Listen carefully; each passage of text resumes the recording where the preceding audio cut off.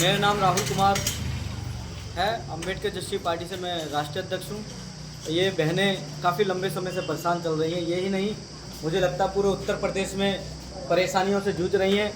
माननीय मुख्यमंत्री से, डिप्टी सीएम केशव प्रसाद मौर्य जी से और जिला अधिकारी डीएम साहब से, सीडीओ मैडम से, डीपीआरओ साहब से, एसडीएम साहब से, ऐसा कोई अधिकारी नहीं है जिनके पास हमने ज्ञापन, लेटर, प्रार्थना पत्र नहीं सौंपे हों। ये बहनें जब भी अपने मानदेय की मांग करती हैं तो सिर्फ इनको एक ही रास्ता मिलता है कि आपको नौकरी से निकाल दिया गया है। जैसे कि ये पिंकी बैठी हुई है हमारे सामने, बीजा नगला की। इन्होंने मांग की अपने पैसे की, उसमें से रिश्वत मांगी गई थी, उन्होंने मना कर दिया तो आज बेचारी के हाथ में से चाबी भी छीन ली, उनकी नौकरी से बाहर कर दिया है। तो बेवजह परेशान करना ये ठीक नहीं है। अगर किसी गलती है तो कार्रवाई कानूनी तरीके से करिए, विभाग के जरिए से करिए। अपनी मनमर्जी चला रहे हैं ब्लॉक के कुछ अधिकारी, इसी वजह से इनका शोषण होता चला रहा है। हमारी पर्सनल एक मांग है कि इनका मानदेय जो है वो पर्सनल खाते में दिलवाया जाए, ग्राम नदी से दी जाए, कोई दिक्कत नहीं, ग्राम नदी से दे दीजिए, सरकार डायरेक्ट नहीं दे सकती। ग्राम नदी के माध्यम से जैसे पंचायत सहायक का आता है उसी तरीके से इनके दे दीजिए। अभी क्या प्रक्रिया है? अभी प्रक्रिया है, समूह के खाते में आता है। समूह की महिला कम से कम 12 होती हैं।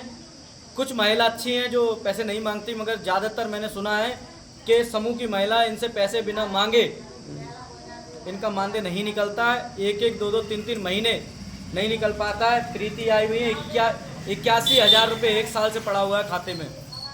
और आपका मानना यह है कि समूह के खाते में जाकर भ्रष्टाचार को बढ़ावा मिल रहा है? थोड़ा सा सबसे पहला जो भ्रष्टाचार को बढ़ावा मिल रहा है वो समूह के वजह से मिल रहा है। अगर समूह से हटा के, मैं ये नहीं कह रहा कि इनको समूह से हटा दीजिए, समूह में रखिए, मगर इनका मानदेय जो आ रहा है वो ग्राम नदी से इनके डायरेक्ट खाते में कीजिए। ग्राम नदी से इनके खाते में इनके जाए, पर्सनल खाते में जाए। अच्छा। उससे क्या है, शोषण रुक सकता है। इन लोगों की परेशानियों से जूझना, जो परेशानियां आती हैं, मानदेय से निकलने से संबंधित परेशानियां आती हैं, नौकरी से निकलने की धमकियां दी जाती है, सिर्फ समूह की आड़ में हो रहा है जो कुछ हो रहा है। ठीक है। अब पूर्व में भी आप बदायूं जाके आपने जो है मांग करी थी, सीडीओ मैम से मिले थे आप? हाँ, उसमें कहा गया था, ये महिला गई थी, उसके बाद मैं खुद गया था तो सीडीओ मैडम नहीं मिली थी, स्टेनो साहब मिले थे। स्टेनो साहब ने कहा कि हम बिल्कुल इस पर विचार करेंगे, मदद करेंगे इन महिलाओं की। तो आज मुझे लगता है 5 से 6 दिन हो गए, उसमें कोई सुनवाई नहीं हुई थी, जबकि मैंने 3 दिन का टाइम दिया था कि 3 दिन में इनकी अगर मांगे पूरी नहीं होती हैं तो हम बिसौली एसडीएम ऑफिस पे धरना करेंगे। 4थे दिन मैंने धरना दिया। आपने दे दिया 3 दिन का टाइम, लेकिन वहाँ से क्या समय मिला था इसको विचार करने के लिए? कोई समय नहीं दिया गया सर। पहले 14 दिन का टाइम दिया गया था महिलाओं को। तो 14 दिन के अंदर जब इन्हें समय दिया गया था तो इनके गांव में जाके अधिकारी कह रहे हैं, बोले सब समूह की महिला काम करेंगी, तुम्हारा कोई नौकरी नहीं है। तो ये बेचारी और परेशान हो गई।